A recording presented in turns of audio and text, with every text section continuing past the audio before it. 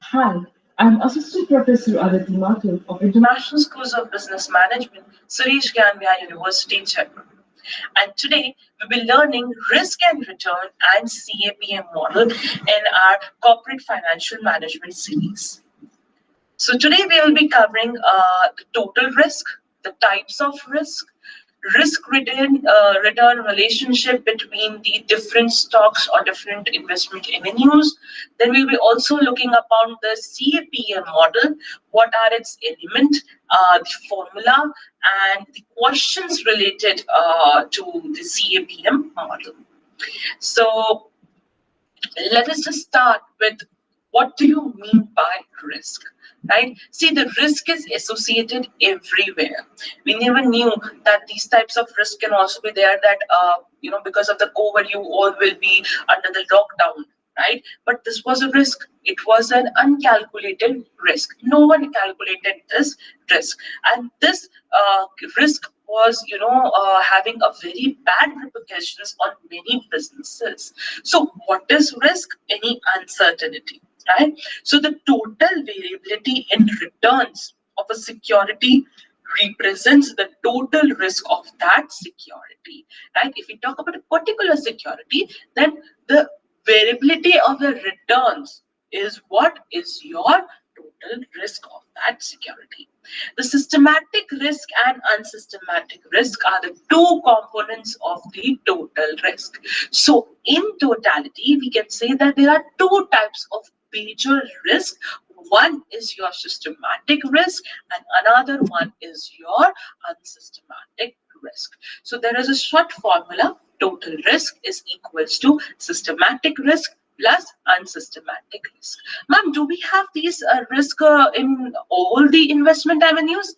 Yes. For all the investments, you have certain percentage of risk, and that's why it is when we calculate the risk, we calculate the risk for individual security and for overall portfolio also, right? So that's why we say that each investment opportunity or the avenue available in the market have its own risk, right? So let's take an example that there is a risk of teaching you online also. There is a risk of teaching you in physical classes also. There might be a risk that I'm teaching physically and then we get affected by a virus, right? There is a risk of standing on a road. There is a risk of even sitting into a war area, right? So risk is everywhere. In every business have risk. That's why every security of investment also have risk. And we have studied right now that the risk have two main components. One is your systematic and another one is your unsystematic risk. So let us just understand what are the systematic and unsystematic risk. Before that, let us just see the two more names which are given to these. So systematic risk is also known as non-diversifiable risk, right? Which cannot be diversified. So this is a non-diversifiable risk, and your non-systematic risk is your diversifiable risk. You can diversify easily this type of risk. So let us just understand them one by one so that you can understand the type of risk and you can even identify the risk associated with the each security, right? So if we talk about the systematic risk, then systematic risk is what? It is the portion of the variability of return of a security that is caused by external factors, right? And the risk which is caused by the external factor, that type of risk is known as what? Your systematic risk, which is also known as non-diversifiable risk. So systematic risk or non-diversifiable risk are what? These are those types of risk which is caused because of other factors. That means external factors. So what are these? They are economical and political instability, economical recession, macroeconomic policies of government which keeps on updating. These all are the one which are a part of your systematic risk. So the variation of return in shares, which is caused because of these reasons which I have discussed right now, that is because of the macro policy of the government or the economical recessions or because of the economic and political instabilities, these types of factors affect the share values, and that is causing your systematic risk. And if you look one by one, these types of risk, which are the types or the examples which I'm sharing with you right now of the systematic risk, these all are those which cannot be, rectified or cannot be addressed by an individual company or an individual, human being. You cannot go and change the government policies, right? Why? Because it is in part of a external factor, right? So that is why they are called as systematic risk. So what all are the types of risk which can be categorized under the systematic risk? Then the first risk which you can categorize in the systematic risk is your risk due to inflation, right? So risk which is because of the inflation, because of the market, forces, the inflations and deflations, and these all are part of your systematic. No one have a control on them. No one can rectify the inflation. No one can rectify the deflation. They are there, they are existing, and they cannot be addressed. So that's why they are systematic risk. Then come interest rate risk. This is also one thing which is decided by generally the governments or the banks and overall community. So an individual cannot rectify them. Then the political risk, your market risk due to the government policies. If let's suppose all of a sudden the government changes, right? So the new government will definitely bring the new policies. So the new government, new policies, these things cannot be changed by a person. You have to modify yourself then according to the new policies, right? So that is why you sometimes see that whenever the results of any elections are announced, the share markets keeps on fluctuating, right? Because they are somewhere down the line related with the financial markets. So then one of the another type of risk which you can categorize in systematic is your natural calamity. You cannot control natural calamity, right? You cannot control the floods, you cannot control the drought, you cannot control the earthquakes. They are beyond the comparison to be controlled or even to manage. If you are doing that, that means you are a god. So generally a common individual or an organization cannot do it. That's why it is a part of your systematic risk. Then the scams, the big scams which takes place, they also affect the evaluations.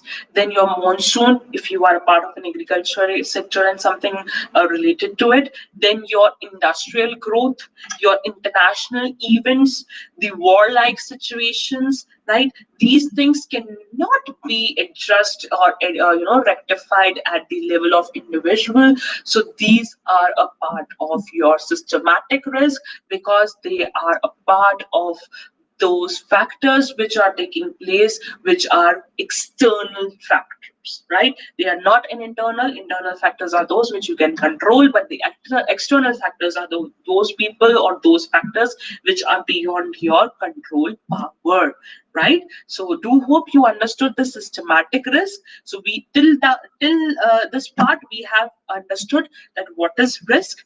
There are two types of risk. We are studying the systematic risk, which is non-diversifiable. You cannot diversify the risk which is caused to you because of natural calamity.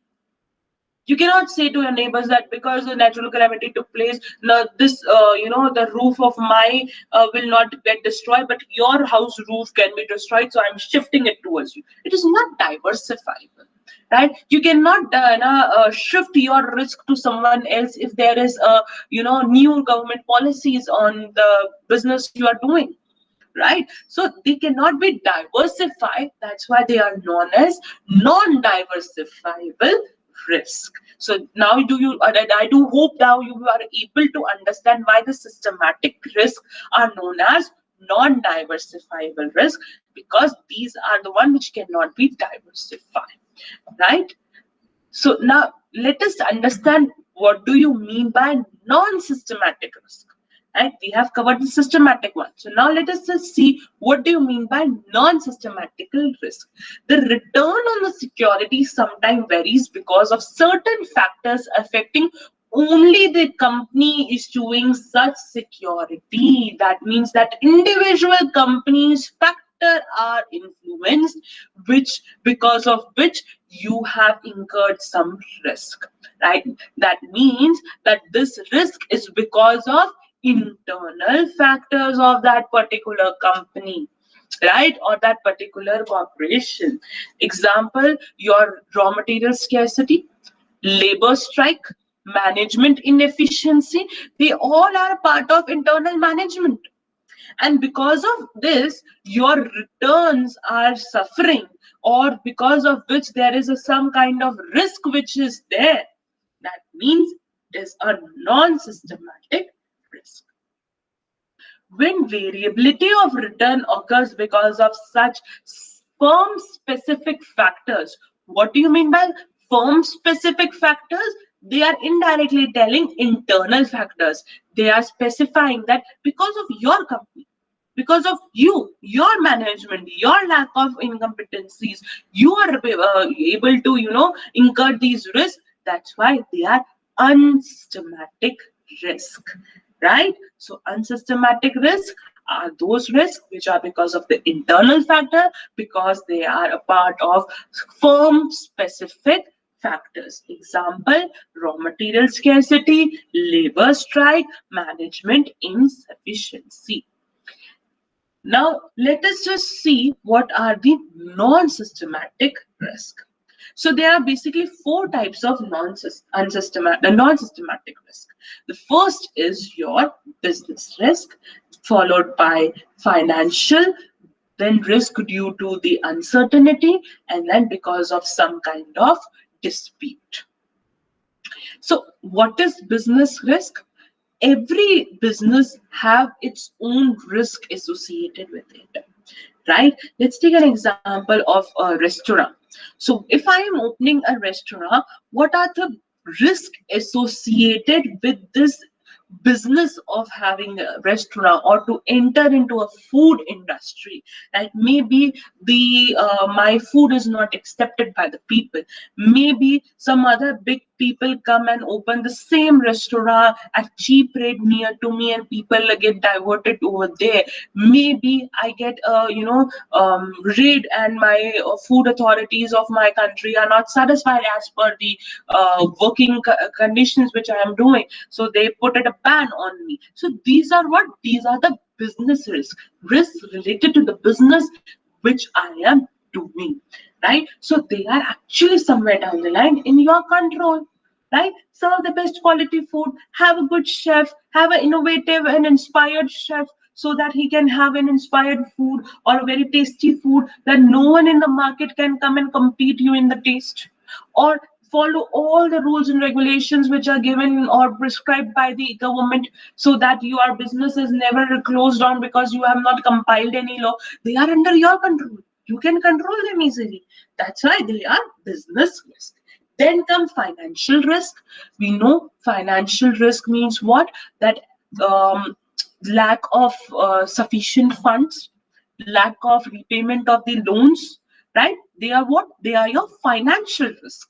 The risk which are associated with the finances, funds, money, right? There might be a time in the business when you are not able to pay any of your creditors, and they are standing outside your building, and they are saying that no, you give us the money right now. We have already given you so much of time. So what is this? This is financial risk. There might be a time at which you are not even able to pay your security guard. So who is responsible? You, the management of that company. This is what? This is a firm specific risk. Because of your misconduct, or your not properly recording, or your miscalculation, your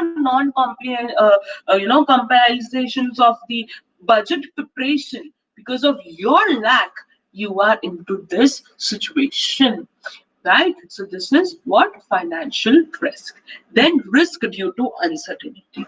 But this risk due to uncertainty is always there in every business, right? There's always a risk of uncertainty that there might be a problem, that like we got an big order of maybe packaging food thalis of, let's say, 1,000 people, right? And when we were doing it, all of a sudden we realized that because of the power cut, we cannot complete our target, right? And because of this power cut, which is due to uncertainty, all of a sudden the powers got off. The entire city was without power, there was some power failure, right? Your business will suffer, beta, because you might not be able to accomplish the target in that given time. And the customer will never listen to your excuses. They will be always saying that you should have taken these types of uncertainty before itself. You should have a buffer time for these types of nitty-gritties to be taken care of, right? So that's why this is risk due to uncertainty, and it falls under the category of your non-systematic risk. Then comes disputes. Disputes between your organization and the labor working in your organization, dispute between the management, dispute of your management and your labor, dispute of your organization with the government, right? So disputes because of which you are incurring any losses or you are a part of a risk, they are your non-systematic risk, because your dispute is your dispute, not your industry, not your country's dispute, right? It is a firm specific dispute. Maybe possible that few of your laborers have went to the labor court and they have filed a petitions against you. It is possible, and because of which the court have instructed that no working will take place until and unless this case gets solved. This is one of the examples of the dispute, and it is a non-systematic risk ka type. So what we have studied till this point, we have studied what is risk, then we have studied systematic risk and non-systematic risk. Systematic risk, which is non-diversifiable risk, is because of the external factor. Then we have studied your non-systematic risk, which is your diversifiable risk, and it is because of the internal factors, right? So let us just now, before starting this, just chalk down all those which I have uttered so that you can also have a clear grasp. So what we have studied: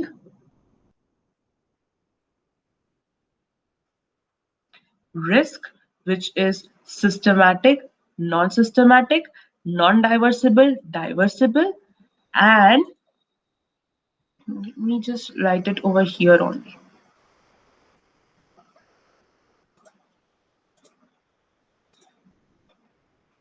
It is because of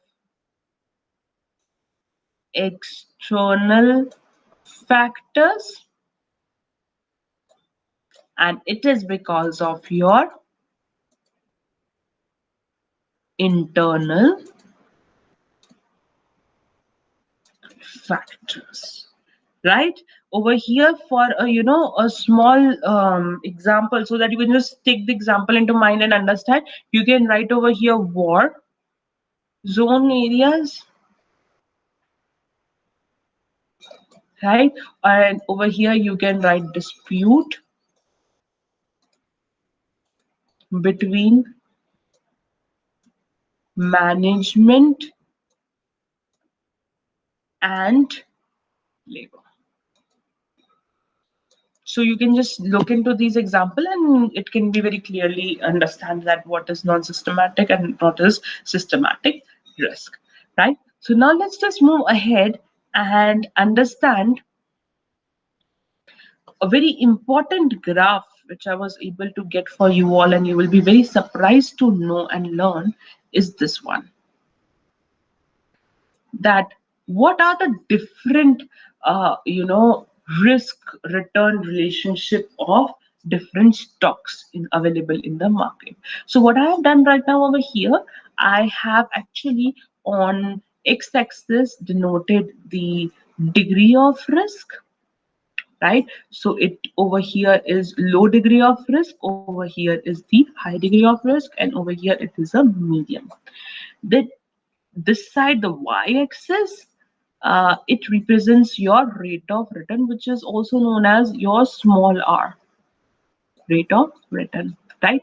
So low, medium, high rate of return, right?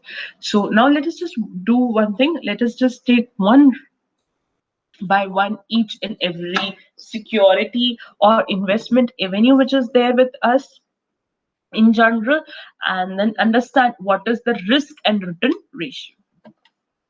So the first one is your government stock or your risk-free stock.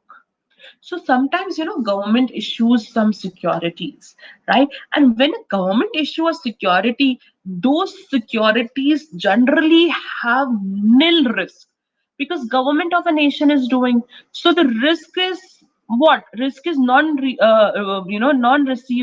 receiving of the returns, right? So there is no such situation in which government cannot return you or government cannot pay you your interest or dividend.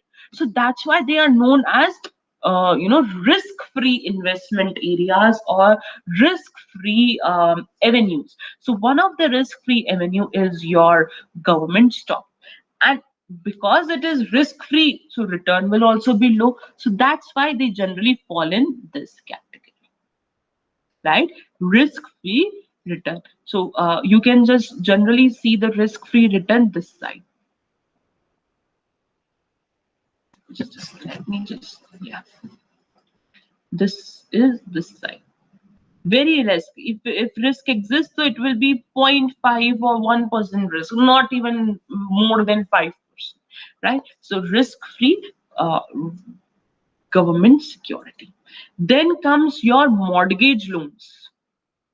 Mortgage loans are those types of loan which are provided when you mortgage your one of the fixed asset or one of your already existing asset with you. Generally they are like a building or a houses, right? So there might be a company who wants money, so what they can do, they can mortgage their old building, or they can mortgage their copyright, patent, trademark, whatever fixed asset they have, so that they can get back their money. So risk associated with those types of loans are also low, because if the company is not able to pay back that money, or if the company fails to pay the interest, the bank people or the people who have given the loan, they can sell the security or the fixed asset and get the recovered amount, right? So they are also very low in risk and return is also low, right? So they generally come in this part of your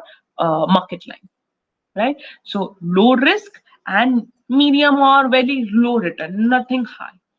Then comes your debentures with flotation charges, right?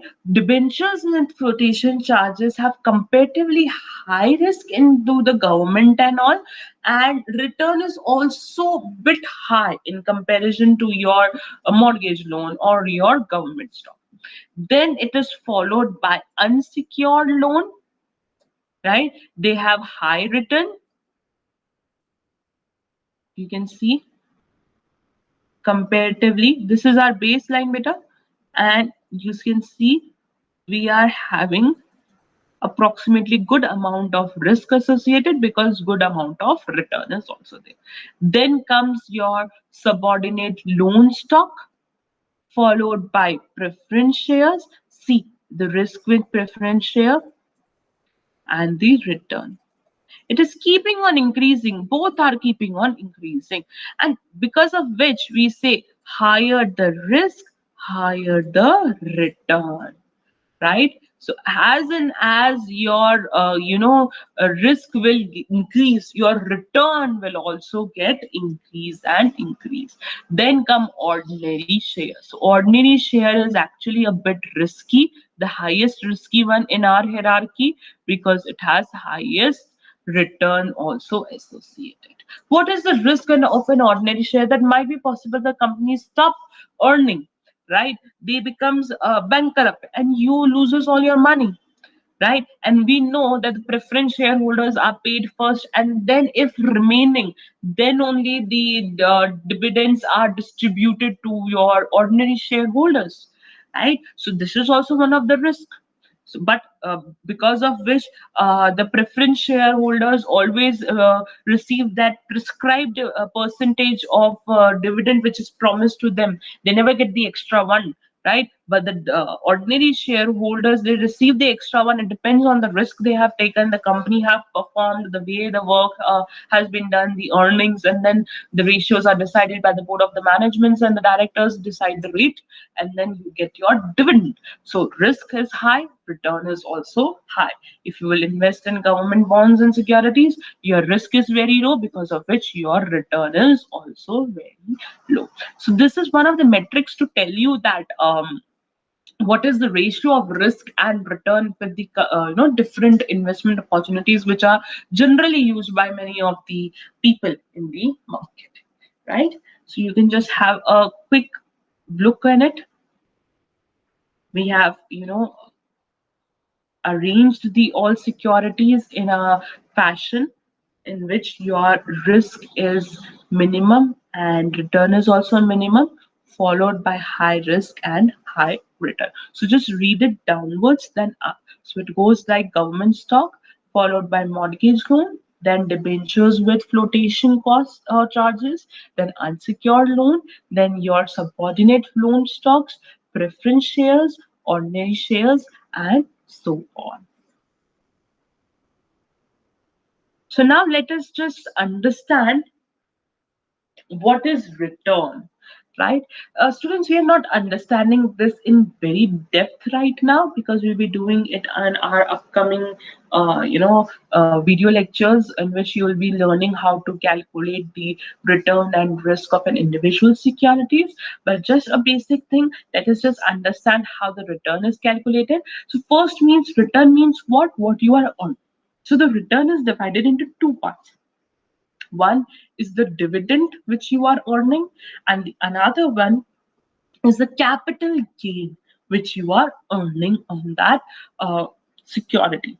And capital gain is earned only and only when you make a sale, right? Let's take an example and understand it. Let's take an example that I have purchased a share on 1st January, and I am selling it on 31st March, right? So I will be earning capital gain because the difference between the purchase and the sale value will represent my capital gain. And in between, whatever I have earned as dividend will also be a part of my return. So return have two parts, the dividend and the capital gain. So if we talk about the shares, the general formula to calculate the return is the dividend which you have received during the period plus the difference between the prices. That means at the time when you have purchased and at the time when you are selling the security, divided by at the time when you are selling the security, what was the price, right? And then you can see the overall return what is there, right? So D1 is the dividend per share in year one. Then P0 is the price of share in the beginning of the year, right? At the beginning, what was there with you. Then P1 is at the end of year. So we will be able to get our returns from it.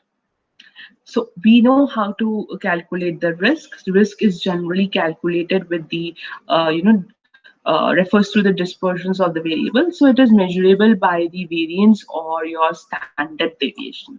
So the variance is actually what your, calculation, and it is actually the square root of its standard deviation. So the standard deviation is your square root of the variance, right? So now let us just understand this part, right? Generally, your risk is, seen in this way. Systematic risk is this part, right? It is always same and common over here. And unsystematic risk totally depends on the number of security. returns, right? So it is over here. The way then, as and as the number of security increases, your risk also reduces, right? So now, what is CAPM model? So let us just understand what is CAPM model.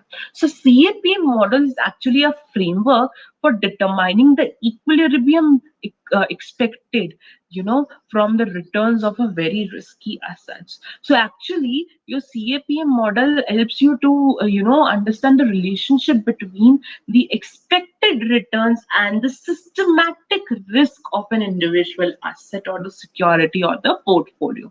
So the CAPM model help you to understand two things. What are the returns, expected returns, right? What expectations are there from your side? And it takes into the consideration the systematic risk of an individual asset or the security or the portfolio. So actually, the William F. Sharp, he developed and given the CAPM model. He emphasizes that the risk factor in the portfolio theory is a combination of the two risks, systematic and unsystematic risk. So what are the elements of CAPM? So the elements of CAPM, the first one is your market line, and the second one is your security line. So market line is what? It shows the risk return relationships for the efficient portfolios. Your security market line represents your graphical depictions or the representations of the CAPM and the market prices of the securities in the capital market, which is further like two parts: your systematic risk and unsystematic risk.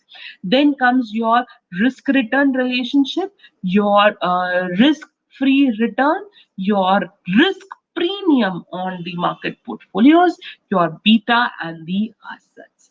Right. So we will be doing it very basic right now because we are just understanding it. So what are the assumptions of the CAPM? Let us just first look on that before we jump to the numericals. So assumptions of CAPMs are: the first one, individuals are risk averse. Then individuals seeks maximizing the expected returns. They have homogeneous expectations. This is one of the very big assumptions we are taking right now, because no one expects the same return, right? I will definitely like to increase my returns if the security or the portfolio is doing good, right? I will not stick to that same percentage. I will expect more and more. My expectations will increase. Then borrow or lend free at risk less rate of returns. And fifth one assumption is your market is perfect. Sixth assumption is quantity of risky securities in market is given. The seventh is non-transactional cost. So this is the formula of CAPM model. So let me just tell you, this RS is what? Is not your Indian rupees. It's actually expected returns, right? What you are expecting. And this is what we calculate. So how do we calculate? We actually use a formula which says that you should have a risk-free return at beta, which is multiplied by difference of RM and RF. So RF is risk free.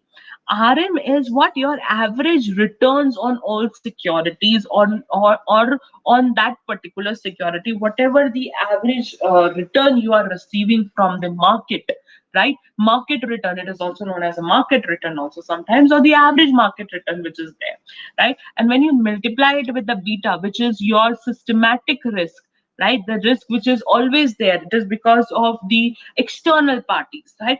That is also taken into the consideration. So we actually take into the consideration again the returns and the your systematic risk, which was first discussed with me with you all when I was telling you what is CAPM model and how it is helpful in understanding the relationship between the risk and the return. So it takes into the consideration your systematic risk, which is denoted by the beta, right? So now what actually happens is that when we minus RM, that is your average return, with your RF, which is your risk free, this is known as market premium. So in many of the questions, this market premium is directly given, in which we just have to then multiply it with the beta factor and then add it with the risk-free rate or the return, and then we get the expected return percentage or the amount, right? So let us just first understand the question and solve it and understand how to use the formula. So the risk-free rate is 5%. The market risk premium is 8%. The market return is 13%. Stock wise beta is 1.85, and the standard deviation of the return is 62.5. What should be the stock expected return of rate of return to make the investors indifferent towards buying or selling the stock? So we have to actually identify the expected rate of return by using CAPM model. So your expected rate of return is equals to the RF plus beta into RM minus RF. So now let us just solve it. So once we solve the question, we know everything. Everything is given to you here. This is your RF, this is your beta, right? This is your risk premium given to you. So you just have to put the values, and when you put the values, it comes like 5% plus beta 1.85, and then 13 minus 5%, which will give you overall expected return to be 19.8 percentage, right? So isn't that so easy? If you know the formula and if you know what is given to you in the question, you can definitely without any problem just implement the formulas and put the values in the formula and get the answer calculated by yourself. And one of the easiest way to calculate is by using the CAPM model, right? So let us just move ahead and look into the second question. So this is your second question. Let's calculate the expected return on security using the CAPM formula. Suppose the following information about the stock is known. That means you know few of the things of a particular stock. That the stock is traded on the NYSE, that is your New York Stock Exchange, which is based in United States. Current yield on the US 10 years treasury is 2.5. So, ma'am, what is this 10-year treasury of US? It is actually one of the risk-free avenues of US. So this 2.5 is your actually RF. This is your risk-free rate which is given to you. Then the average excess historical annual return on US stock is 7.5. So what it is talking, average access on historical return. So means they are talking about your market premium. What is it?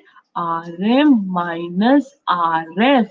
They are talking about this value, which is 7.5. Then the beta is 1.25. And what should be the expected rate of return?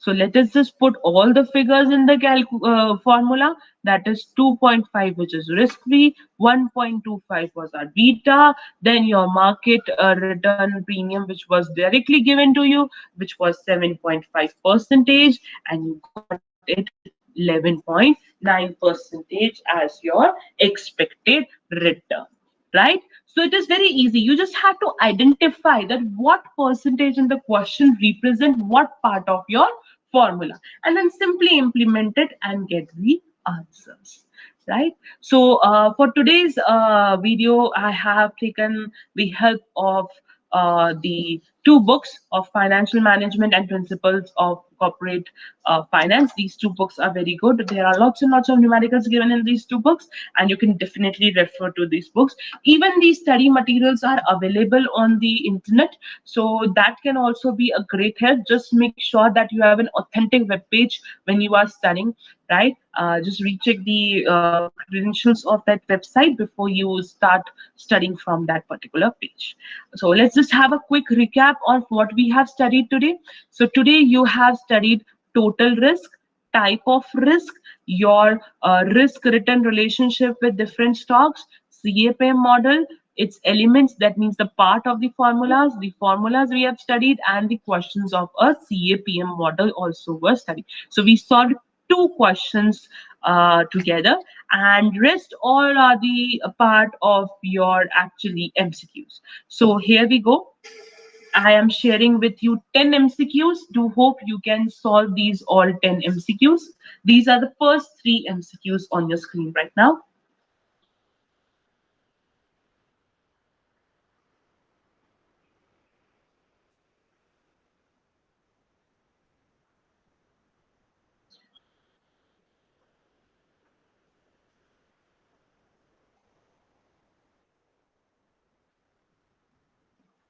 The next three MCQs.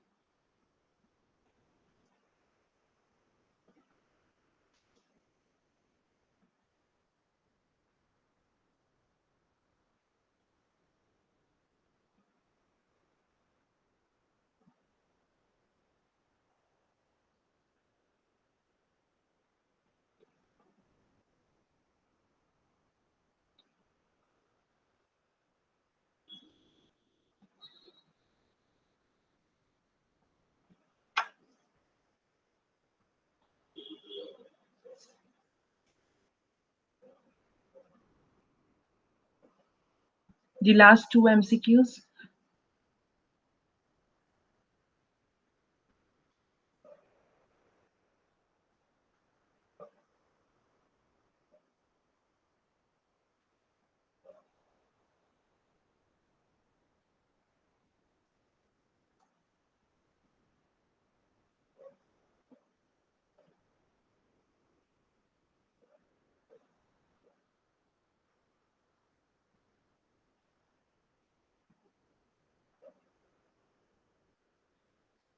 So actually, students, this MCQs, they will help you out in actually understanding the concept with more clarity. And when you will solve these questions, you will have lots and lots of confidence, right? So please do solve these all 10 questions, and do solve the questions which are numerical based, right? The more numericals you will solve, definitely, students, better you will have lots and lots of confidence. And if you just run the ratify the concept, and you will even ratify the formula, and then you go and sit in the exam, and if you have not practiced how to solve it, how to write it, how to do it step by step, you will not be able to solve at that in moment. Because in examination, generally you are in that zone of completing your paper, and at that time you might be stucking. So if you don't know how to solve, it will be a big drawback for you at the time of examination. That's why I'm telling you